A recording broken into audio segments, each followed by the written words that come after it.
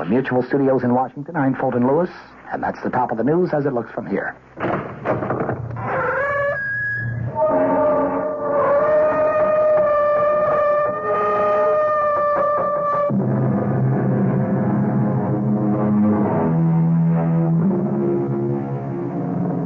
Come in. Welcome. I'm E.G. Marshall. Welcome to the sound of suspense. Welcome to the fear you can hear.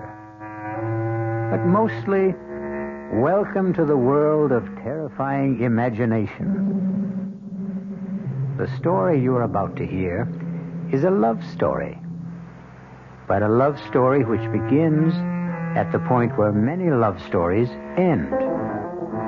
It begins after the wedding march has been played, after the vows of love and fidelity exchanged. It begins on the honeymoon in a strange and terrifying fashion.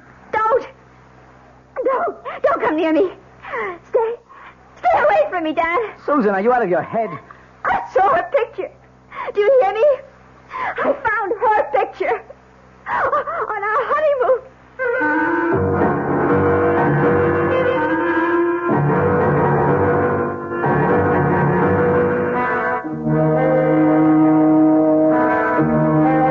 Our mystery drama, Deadly Honeymoon, was written especially for the Mystery Theater by Henry Slessor and stars Betsy von Furstenberg and Michael Wager. It is sponsored in part by Anheuser-Busch Incorporated, brewers of Budweiser, and by the Kellogg Company, makers of Kellogg's Special K cereal. I'll return shortly with Act One.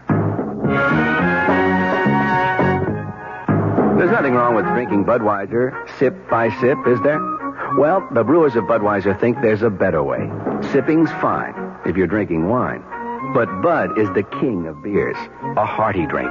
Look, rinse a 10 or 12-ounce glass with cold water. Then, open a can or bottle of Bud and pour it right down the middle so it kicks up a good head of foam. Now, take a big drink and then swallow big. No sips. That's how it should be done. More taste, more beer drinking enjoyment. Thanks to exclusive Beechwood aging, Budweiser has a smoothness that lets it go down especially easy. Sure, it's an expensive way to brew beer, but brewing beer right does make a difference. That's why, when you say Budweiser, you've said it all. Anheuser-Busch, St. Louis. This is WOR New York, your station for Mystery Theater. Now, ShopRite does the can, selling ShopRite brand of vegetables and cans. For quality that you can trust, for tasty corn, asparagus, for peas and beans, and gourmet scenes, for beef that beat all other treats.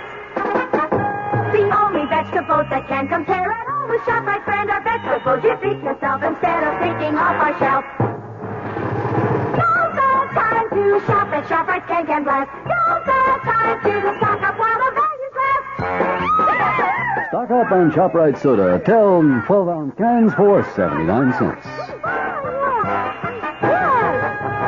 Potatoes that will make the meal, and carrots that have big appeal. A succotash that makes a splash. Spinach that won't finish last. Now's the time to ask yourself, so why pay more? Now's the time to shop right now at ShopRite stores.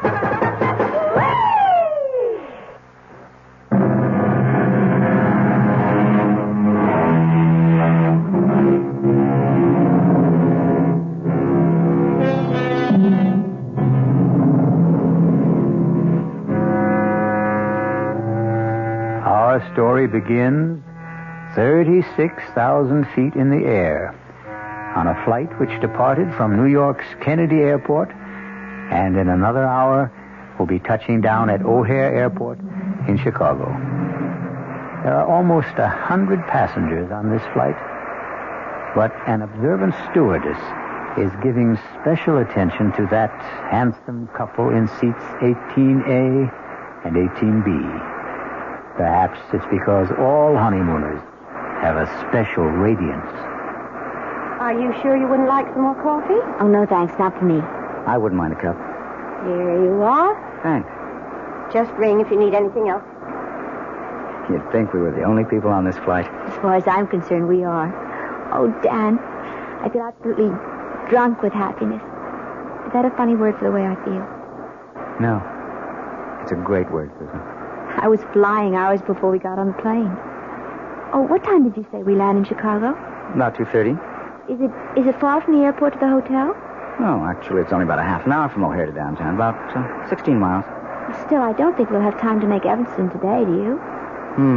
Well, it might be better to go in the morning. You can call your aunt from the hotel. Dan, you sure you don't mind going to Evanston? I mean, I just couldn't possibly be a few miles away and not see Aunt Clara. Besides, I want to show off my new husband to somebody, and she's all the family I have. Was she your mother's sister? No, my father's. She came east when my parents were killed in that crash. Stayed with me for a month or so. That was about the most that either one of us could stand. She sounds like a holy terror. Oh, no, she's just crotchety, that's all. But she'll only be more crotchety if she learns that I passed through Chicago and didn't even stop by.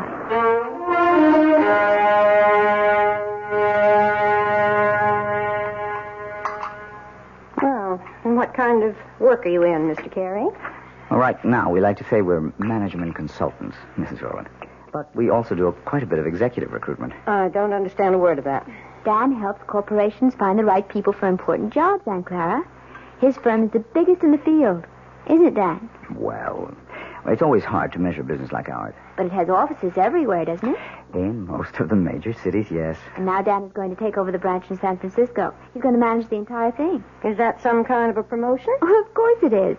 I asked the gentleman, Susan. Speak when you're spoken to. Oh, sorry. Yes, Mrs. Rowland, it is a promotion. Truth is, it's a job that everyone in my office has been after. Oh, it's just worked out so beautifully for us. I mean, Dan having to move to San Francisco. We're sort of combining a business trip with a cross-country honeymoon. And where do you go from here?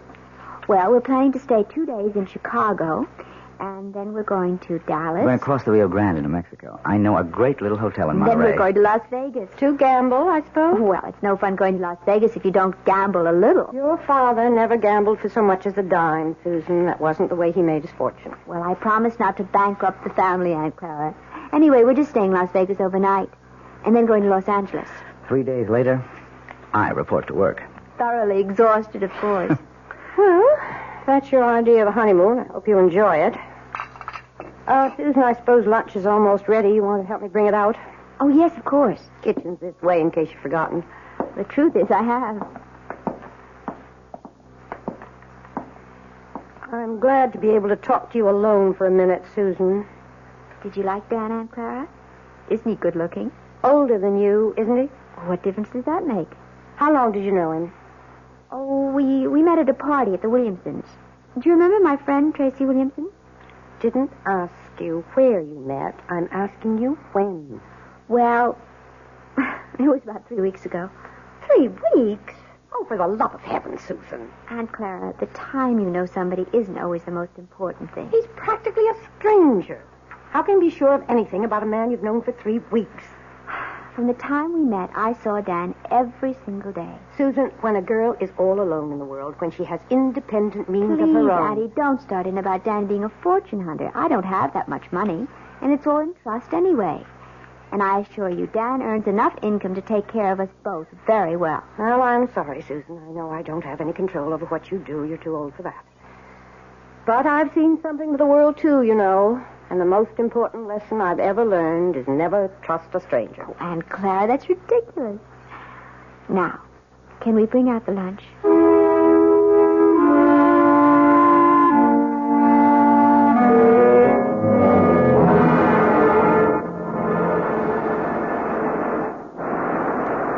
I don't know. I just have the feeling that Chicago wasn't all you expected it to be. Well, we weren't there very long, Dan. And don't forget, we spent half the time with your business associates. Oh, honey, I am sorry about that. I suppose I never should have called Bill Kincaid to say we're in town.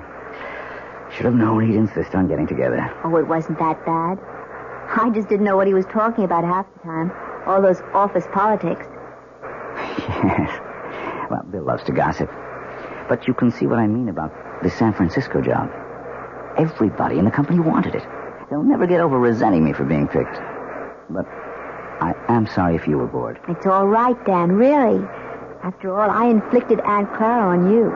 She was okay. Well, I know you didn't find her very friendly. Well, why should she be? I think she's a very protective type. Anybody you married would get her jaundiced eye. Yes, I suppose that's true enough. Dan, how long did you know Terry Williamson? Who? Terry, my ex-roommate. We met each other at her house. Or have you forgotten that already? Tell you the truth, darling, I didn't know whose house I was at that night. Oh, so Terry wasn't the one who invited you? No. It was a man named Bob Chambers, one of the executive types. I got placed at General Utilities. Don't ask me who invited him, because I don't know. I see. So it was all sort of roundabout. What's the difference? Still turned out to be the best party I ever attended. Yeah. Hey, something the matter? Oh, no, of course not. Nothing at all. Dan, where did you say we were staying in Dallas? It's a little hotel called the Lazy Sea. Kind of rustic, but I think you'll like it. Besides, we'll only be there one night. We'll rent a car in the morning and drive down to Monterey. You really know all the offbeat places, don't you? Well, when you travel around enough, I guess you begin looking for them. You haven't done that much traveling on the job, have you? Huh? Well, no, not that much. Say, do you know the name of the airport in Dallas? I forget. It's called Love Field. Isn't that a great name for honeymooners? Yes.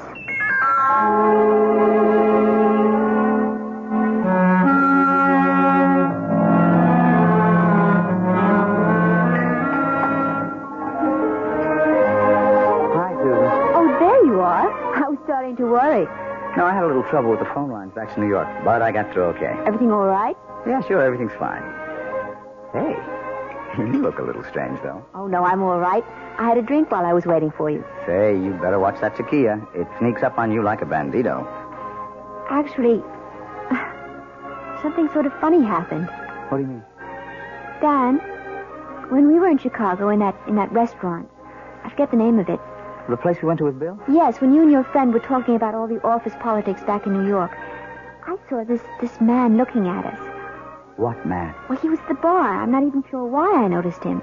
He was wearing this plaid raincoat. I remember wondering if it had started to rain. I guess you were just bored with all our talk. Anyway, I saw him turn to look at us. Probably to look at you. Can't blame him for that. The funny thing is, as soon as you turned around, he got up very quickly and left. Susan, I don't remember seeing anyone in a plaid raincoat. And I'm afraid I don't see anything unusual about it. Well, I guess I didn't either. I probably wouldn't have given it another thought, but I think I saw that same man here again today. In Monterey? Oh, you're kidding. I can't swear it was him. I didn't get a good look at his face the first time. All I really noticed was the coat. And you saw the coat again? Is that it? Yes. He was carrying it over his arm. Oh, darling. You know the story about the airport truck? Airport truck? No. Well, this guy on a plane looks out the window and sees one of those little red airport trucks. You know, fueling the plane, bringing food aboard, something like that. Anyway, the plane takes off from New York and lands in Chicago. Another little red truck comes out to meet it. The guy next to him says, "Hey, we made good time, didn't we?" And he says, "Yeah, but that little red truck really made time." Well, I can see that I didn't marry a great audience. Oh, I'm sorry, Dan. It's just, it bothered me a little. Oh, forget it. And speaking of airports, next up, the City of Angels.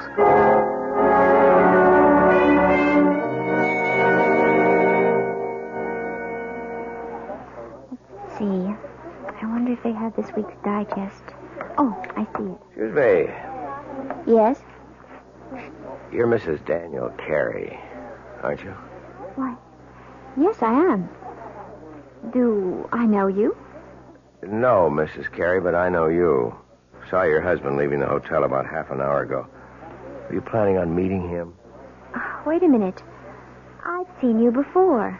Have you? You're the man with the coat, the plaid raincoat. Well, you happen to be right. I do own a plaid raincoat, but with this nice sunny weather... Excuse me. Look, Mrs. Carey, I know it seems as if I'm following. Yes, it does. Well, okay, it's true. But I've had a reason. Such as? could we talk about it someplace? There's a coffee shop in the hotel. I'm sorry. I don't even know who you are. Maybe it would help if I introduced myself. My name is Harrington, Lieutenant Gale Harrington, attached to New York City Police Department. Police? That's right, Mrs. Carey. So you see, what I have to discuss with you is police business. But what have I done? It's nothing you've done. It concerns your husband and what he might do.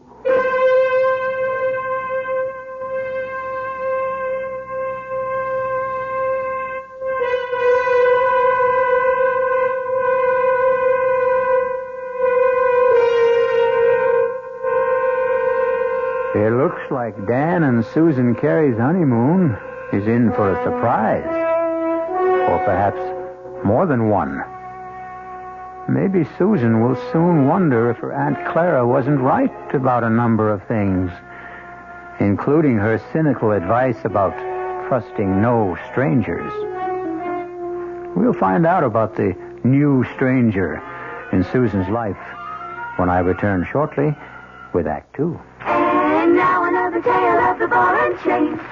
At Kellogg's Special K Presents Last Tango in Pittsburgh. There I was at Raoul's All-Right Tango Lounge. My little orchid, will you tango with me? It was Raoul.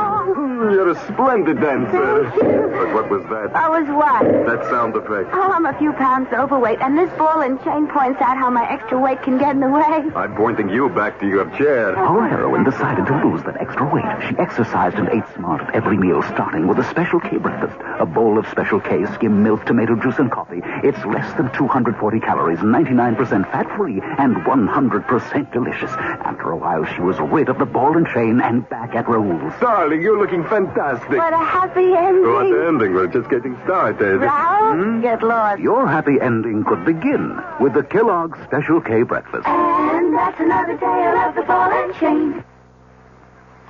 This is WOR New York, your Mystery Theater station.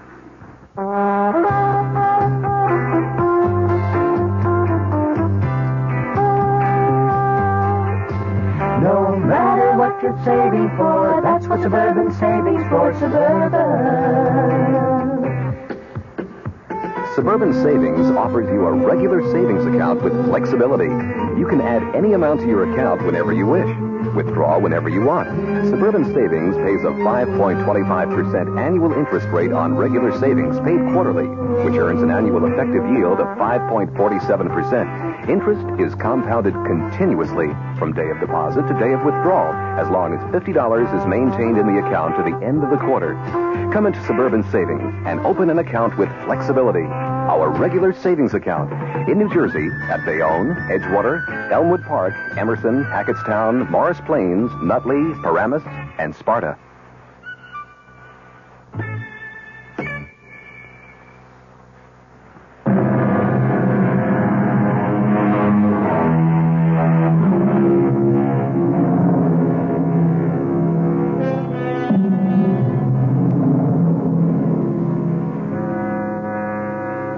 In the pleasant, cheerful atmosphere of a coffee shop in a large Los Angeles hotel, newlywed Susan Carey finds herself facing a man she has never seen before. A man whose solemn eyes look at her over a steaming cup of coffee and seem to warn her of nightmares to come. But so far, Lieutenant Gale Harrington of the New York Police Department is merely asking questions. How long have you been married now? Only about 10 days. Was it a long engagement? Did you know your husband for some time before? No, not very long. Well, could you be more specific? How long ago did you meet him? And where? Well, it's a month now. Just about that. A month. Then you really don't know much about him, do you? Oh, you and Aunt Clara. Beg pardon? Lieutenant, will you please tell me what this is about? Has my husband committed some crime? Is that what you're implying? Oh, I didn't say that, Mrs. Carey. But believe me, it would be helpful to both of us if you could just tell me a little bit about the circumstances. You know, I don't see why this has to be so one-sided. Now, please bear with me. All right. I met Dan at a party at a friend's house about a month ago. We talked a lot. We liked each other. We started dating. I saw him every single day. What business did he tell you was in? You make it sound as if he lied to me. No, I didn't mean to do that. He's a management consultant. I know he is. He's just gotten a very important job in San Francisco, head of the entire office. We're going there tomorrow. So that was the purpose of the trip. Yes. But since you've been married 10 days, I gather it's a honeymoon as well. Well, naturally it is. Yes, naturally. Lieutenant. Miss Carey, do you know if your husband was ever married before? Married? No. Are you really certain? It's police business. But tell me that Dan's a bigamist or something? No, Mrs. Carey, certainly not that. Then what is it? I'm going to tell you, but you have to understand one thing. Now, I am not assigned to this case anymore. My interest is strictly unofficial. I may be completely mistaken, but you're the only one who can prove it one way or another. Prove what? About whether your husband ever called himself Don Crawford. And once, 4 years ago, David Chase. See? All the same initials, like Dan Carey. You are saying he's a criminal? Not just a criminal, Mrs. Carey. A wife killer. You're crazy. I hope so. Believe me, I do. Let me start at the beginning. If you still think I'm crazy by the time I'm finished, I'll be happy to buy you that coffee and go on my way. But if you think I'm not, if you have any doubts, then I want you to tell me so and let me help you. All right. Go on. I know you're wrong, but go on. I first heard of Don Crawford back in 1965 when I was attached to the homicide detail in the Los Angeles PD. Mrs. Crawford was the former Edith Burbank. She was the youngest daughter of a wealthy family in Baltimore. Only when I saw her, she was never going to enjoy her money anymore. She was dead. Her throat had been cut by one of those, quote, mysterious intruders, unquote, that the papers like to write about. Her husband, Don, was broken-hearted, naturally. They'd only been married 4 weeks. But her death also made him some money. Not a fortune, really. There was a mix-up about her will, and he ended up with nothing but a handsome payoff from the family. Mrs. Carey, you okay? I can't believe I'm sitting here listening to this. I won't be long, I promise. Anyway, I was assigned to the Crawford case, and I didn't exactly cover myself with glory. You mean you never found the mysterious intruder? That's right. So naturally, you decided that maybe there wasn't any. Let me go on, Mrs. Carey, okay? Yes, go on. Anyway, I ran into a similar case about 4 years ago. The murder of a young bride, fresh from her honeymoon. A broken-hearted groom named David Chase. I thought Chase and Crawford were one and the same man. But I couldn't convince the district attorney of the resemblance. But I am still convinced, Mrs. Carey. And you think Dan is the same person? Oh, he's changed again, of course. His hair is lighter than Chase's. He's thinner and paler. But there's something about the face I can't forget. And even if it's true, you still have no proof. Is that it? You couldn't solve your case, so you're holding on to your first solution. Wait, Mrs. Carey. Let me tell you why I was so sure that Crawford and Chase were the same man. It was because of the honeymoon. What? It's my theory that their honeymoons were identical. A compulsive honeymoon, you might say. That is ridiculous. Criminals are like that. Creatures of habit, most of them. Afraid to change a pattern, maybe for fear that their luck will change with it. What do you mean by it? I stumbled on the coincidence accidentally. But as far as I could trace it, Don Crawford and David Chase took their brides to the same places. They did the same things. And I knew that if I ever saw that pattern duplicated, I would have my killer. I hope I'm wrong, Mrs. Carey. But you are the only one who can tell me. And my first question is this. Was your first stop Chicago? Yes. Yes, of course it was. And you knew that. That's where we first saw you, in Chicago, in that restaurant. Okay. I just wanted to make sure. You can't possibly make something out of that. Dan wanted to see people in the Chicago office, and I thought it would be nice to visit my aunt in Evanston. She's my family. Was your next stop after Chicago in Texas? Yes. We went to Dallas. Dallas is a wonderful place to visit, Lieutenant. I don't see anything so peculiar about that. Both Chase and Crawford went to Dallas. They chose offbeat hotels. I guess they didn't care to be seen very much. Where did you stay in Dallas? It was a perfectly nice hotel. I don't think you could describe it as offbeat. All right. And then the next stop would be Monterey. You knew we were in Monterey because that's where I saw you the second time. By that time, Mrs. Carey, I'd made up my mind to follow you. Are you saying that these supposed white killers you're talking about also went to Monterey? Yes, they did. And from Monterey to Las Vegas. Well, then you're wrong, Lieutenant. You're completely wrong. You mean you didn't go to Vegas? No. So there goes your famous theory, doesn't it? Well, I admit I'm We surprised. changed our mind about Vegas. We decided that we might be too tempted to gamble away all the money we had for the trip. Ah, so you did have it on the schedule. Well, yes. Yes, we did, but we didn't go. You really think that changes the pattern? The fact that you didn't go? Oh, please, I can't stand any more of this. I don't want to hear any more of it. Mrs. Carey, Edith Burbank was killed in Los Angeles, in her hotel room. This hotel. I'm leaving. I'm leaving right Carey, now. wait. You're wrong. You've got Dan mixed up with someone else. Let me finish, please. Just one more moment. Please, no, please let me go.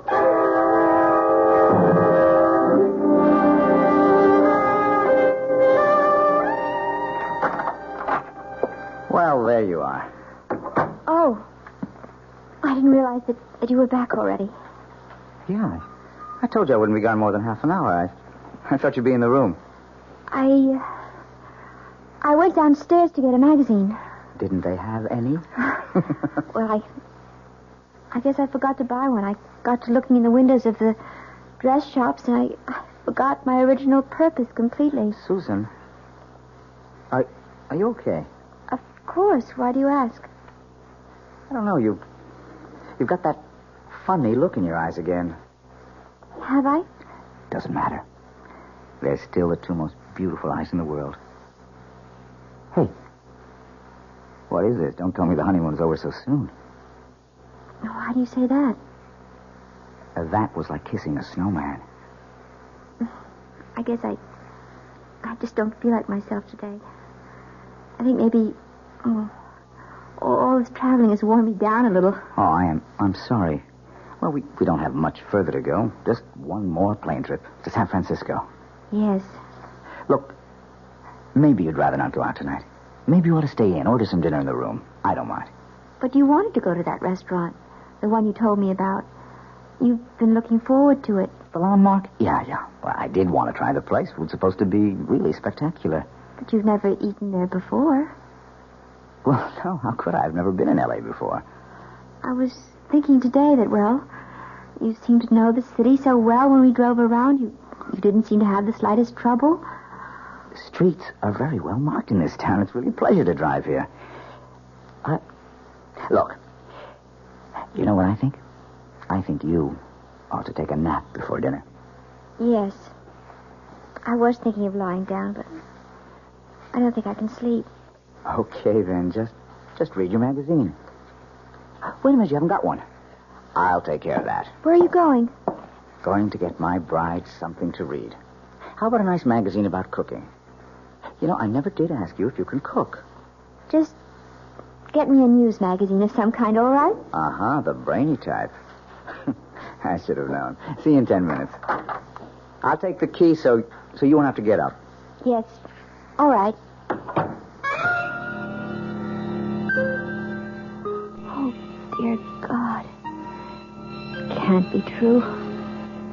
There just can't be any truth to what that man said. He's made a mistake. Terrible mistake. Dan's luggage. His initials, D.C. Oh, but anyone could have those initials. Anyone. I wonder if it's open. Oh, for heaven's sake, what am I doing? Searching my husband's luggage like some kind of hotel thief. No, I won't do it. I won't. not going to believe any of it. I won't. Who's that? Hello? Mrs. Carey, it's Gail Harrington. Leave me alone. Stop bothering me. You shouldn't have run off like that, Mrs. Carey. You didn't give me a chance to finish what I was saying. I told you, I don't want to hear any more. It isn't true. You've made a mistake, Lieutenant. Your husband is at the newsstand right now, Mrs. Carey. I can see him from where I'm standing at the house phones. And the more I look at him, the more sure I am that I'm right. No, you're wrong. I want you to hear the rest of the story about Crawford and David Chase and what they did on their honeymoon. Maybe what I told you before didn't convince you, but if you heard a few more things... I'm going to hang up, Lieutenant, right now. I wanted you to know where Don Crawford took his wife the night she was murdered in a room. He took her to a restaurant called The Landmark. You ever hear of it? Mrs. Carey? Hey, are you listening? No. No, I'm not listening. I won't listen.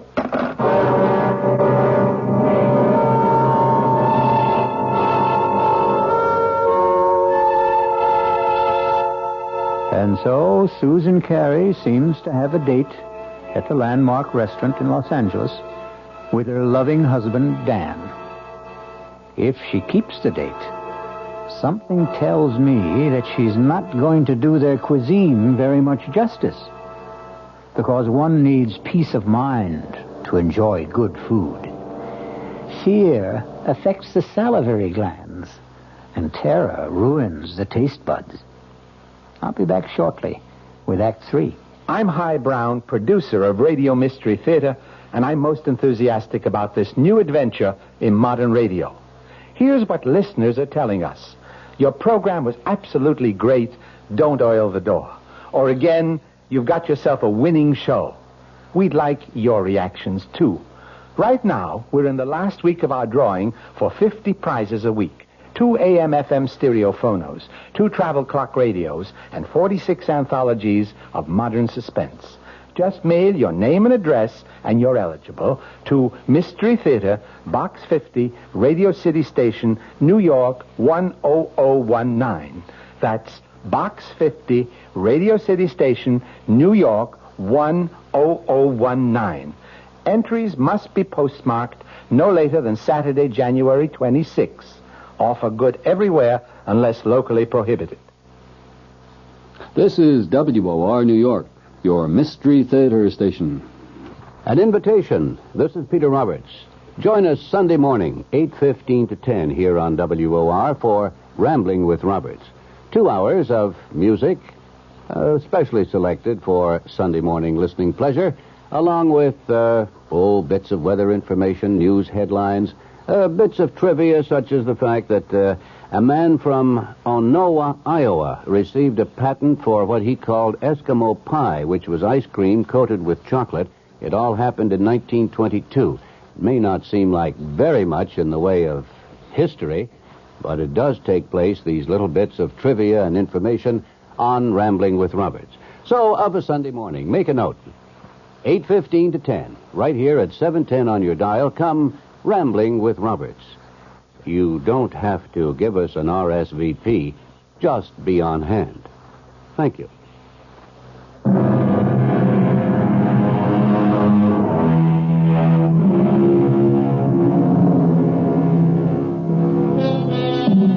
Well, what have we here? A quiet meal for 2 at the Landmark restaurant? No. We seem to be in a hotel room. The same room in which we last saw our honeymooning couple, Susan and Dan Carey. Obviously, there's been a change of plan. Room service has provided the meal for the 2 lovers this evening. Can it be that Susan Carey has decided that if there is a pattern, it must be broken? Have some more wine, honey? No. I really don't think I want any. Hey, come on. You know what this bottle cost? You shouldn't have been so extravagant. Uh-oh. That sounds more like a wife than a bride. Well, $18 is an awful lot for a wine, Dan. Especially when I really can't drink that much of it. I just wanted to make up... Well, never mind. You mean for not taking me to the landmark? No, it doesn't really matter. I told you, it's fun to eat in the room. It's very elegant. I'm sure you were disappointed at. No, I really wasn't. Look, we're not going to be very far from Los Angeles. We'll probably fly down from San Francisco a few times a year. There are dozens of wonderful restaurants in San Francisco, too, aren't there? So they tell me. I'll ask the guys at the office for recommendations. I think this food is quite good, don't you? Yeah, sure. It's fine. Tastes even better with the wine. Well, all right. I'll have some more, I guess. That a girl. Now, look, I'm not trying to get you drunk, you understand, so I can take advantage of you. Although, come to think of it... Dan, oh, don't. You almost knocked the table over. Sorry, I guess I got a little carried away. You look very delectable in that robe. Oh, did you really like it? Irresistible. I didn't take much of a wardrobe with me. Yeah, you said you were going to buy clothes in San Francisco. Yes, if I can find out where to go, I'll take you down to Union Square. I hear that's the place. Oh, I have told you about the weekend, haven't I? No. What about it? Well, I thought we'd get our first look at the town by taking one of those Circle Line cruises. Is that okay with you? Oh, yes, that sounds lovely. I love to see places by water. And if we can squeeze it in, we might go picnicking in Golden Gate Park. They've got this Japanese tea garden. It's supposed to be very nice. Yes. All sounds wonderful, Dan. Susan, I just wish you felt better. Listen, maybe you ought to check with the hotel doctor in case you picked up a bug or something. Do I look that bad to you? No. You look just great to me, darling.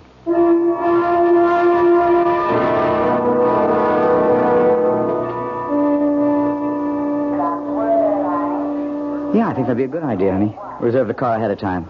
Then we can pick it up right away in San Francisco. Whatever you think, Dan. You wait right here. I'll go over to the counter. It's all right. Be back in 10 minutes. All right, Dan. Mrs. Carey. Oh, no. Not you again. I didn't mean to startle you. Go away. Please go away. I don't want to see you anymore or hear anything you have to say. Now, I know that I seem to be persecuting you or something. As you can see, Lieutenant, I am in perfectly good health. I was not murdered in my sleep in that hotel room. Look, Mrs. Carey, I've only got a few minutes before your husband gets back. I just wanted to finish my story about this other guy, this David Chase. I don't care if you are a policeman. I'll call someone and have you arrested for bothering me. David Chase's wife didn't get killed in Los Angeles. She died in San Francisco. Where? In a hotel room? No, not there.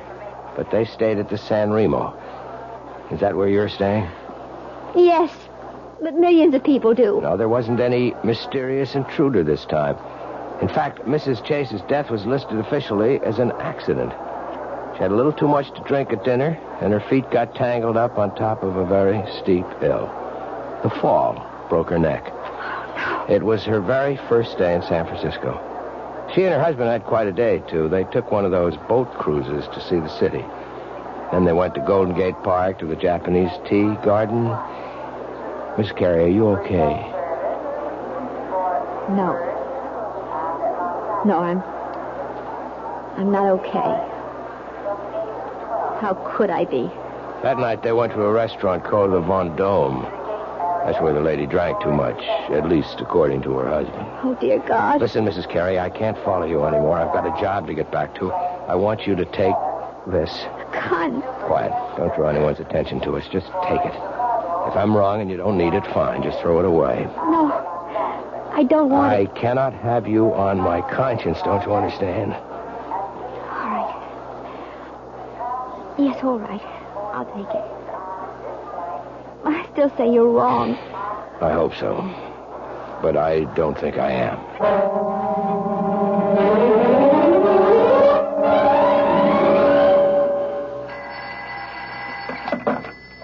Hello? Mrs. Carey? Yes? This is the message desk. Your husband left a message here for you at 4 o'clock. Oh, I've been out until now. Would you like me to read it to you? Yes, please. It says, we'll be at the office until 6. Should be there no later than 6:30. Love, Dan. Oh, yes.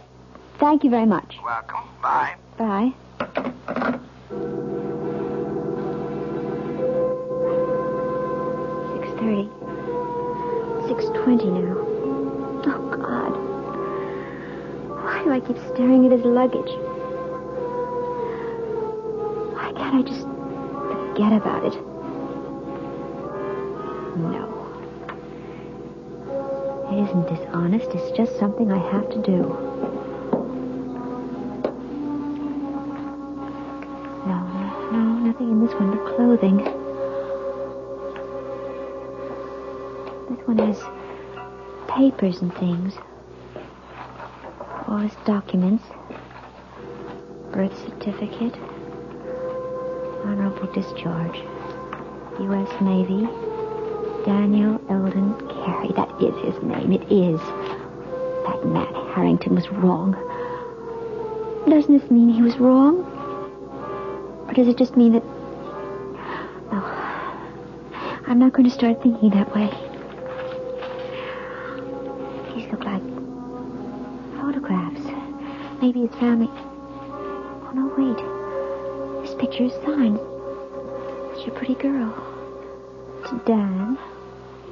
All my love forever, Edith. Edith. What was the name he said? That policeman, what was the name that man's wife was? Wasn't it Edith? Oh, no. Who is it? It's me, honey. Oh, 1 second. Hi, sweetheart. Sorry. I forgot to take my key. Hey, I'm not late, am I? I told him at the desk I'd be back at 6. Well, it's not even that. Hey, why is it so dark in here, Susan? Oh, I just got back myself. I didn't think of turning on all the lights. Susan, I have a confession to make. I wasn't at the office at all. My new staff thought they ought to christen the new boss. I tell you one thing about San Francisco. It's a hard-drinking town. Susan, what's the matter? Dad, I found her picture. What? I found her picture. Your first wife's. What are you talking about? I was never married. Then what's her picture doing in your luggage? Hey, what's going on here? You must be drunker Look than I am. near me. Stay away from me, Dan. Susan, are you out of your head? I saw her picture. Do you hear me? I found her picture. On our honeymoon. Now, wait a minute. Do you mean Edith? I know all about her. Yes, and about the other one. She drank too much, too, didn't she? She was drunk, too. Now, look, will you calm down? Is that what you were planning to do tonight? Get me drunk? At the restaurant? You were going to take me out to dinner tonight, weren't you? Of course I was. I asked one of the guys at the... Now, I can tell you the restaurant he picked. Do you want me to tell you the name of the restaurant, Dan? It's the Von Dome, isn't it? What? Well, yes. I mean, it is. How did you know that? Because I know it all. I know everything. Oh! No, don't come here. I'll call the police. Now, Susan, look. I don't know what the trouble is, but you've got to be sick. You need help. No, don't come any closer. You've been acting funny ever since we left Chicago. I warn you. Look. My God. I've got a gun. Susan, put that down. I'm not going to end up like them. Give me that thing, Susan. Don't. Oh, don't, Susan. Susan. I don't want to shoot you.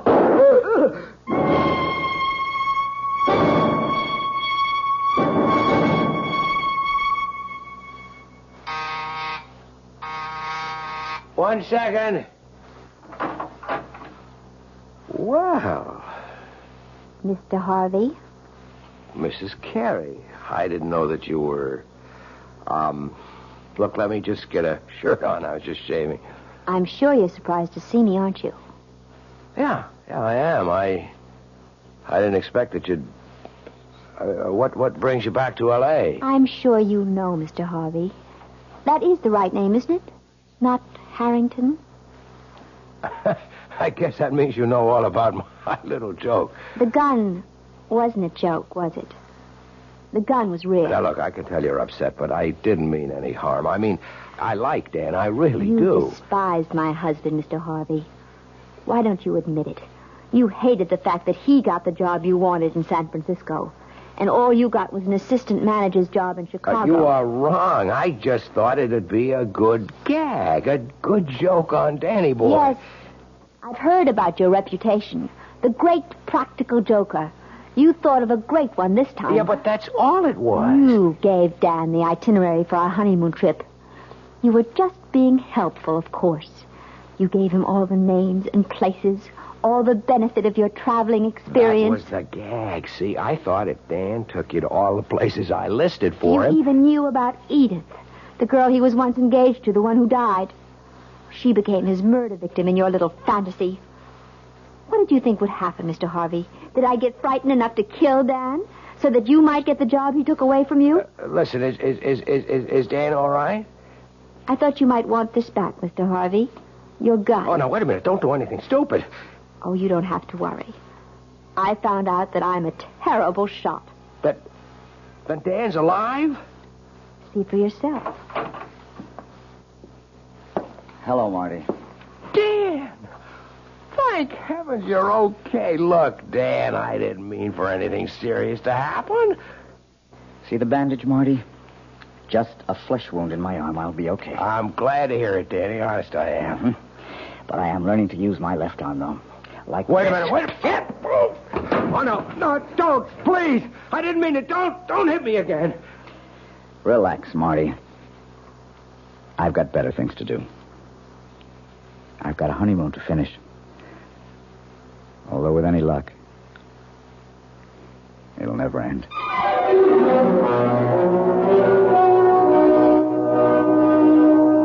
So you see, even murder stories can have happy endings.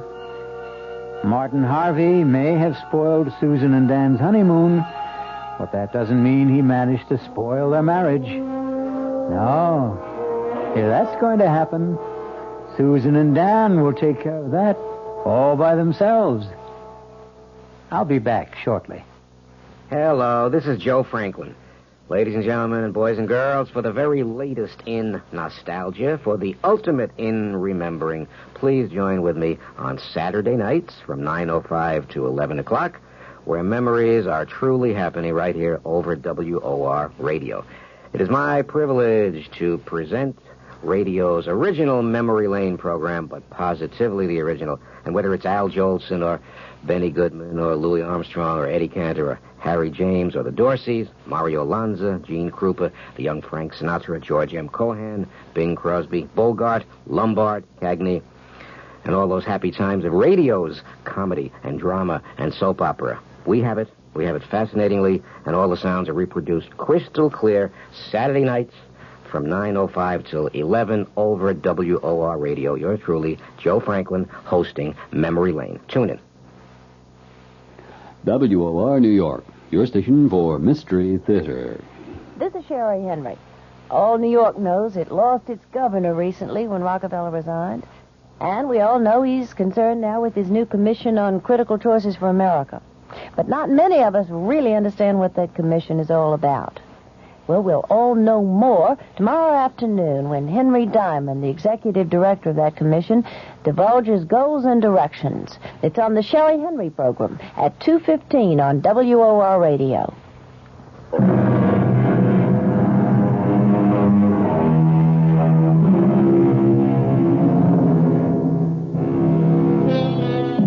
A purist might claim that the story you have just heard isn't a murder story, since no one was actually killed. The murders which took place were all in the imagination of Martin Harvey, who passed them on to the mind of Susan Carey. But it's a good demonstration of the point we've tried to make all along, that the most terrifying crimes can happen within the theater of the mind. Our cast included Betsy von Furstenberg, Michael Wager, Elspeth Eric, and Mason Adams. The entire production was under the direction of Hyman Brown. Now, a preview of our next tale. What are you thinking about, child? The day you said it was bad luck for us to see each other before the wedding. Nobody believes those old wives' tales. Nobody believes so many things that are outside the ordinary. Did you see Michael's body after? Don't talk about that, lass. I know they said the horse trampled him. I asked Dr. Ferguson about the hooves, and he wouldn't tell me. You'd tell me, wouldn't you, Jeannie? Oh, tell you what? Were they like horseshoes, or were they cleft in two? Were they cloven hooves? In the name of God, what are you saying? I'm not speaking of God. I'm speaking of the devil. This is E.G. Marshall inviting you to return to our Mystery Theater for another adventure in the macabre. Until next time, pleasant dreams.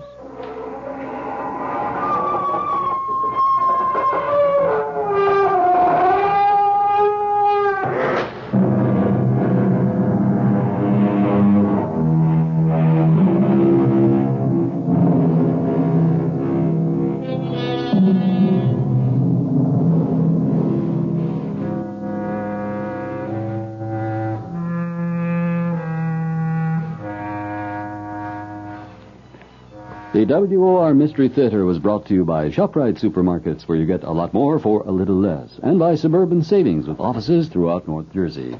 The preceding Mystery Theater program was furnished by the CBS Radio Network.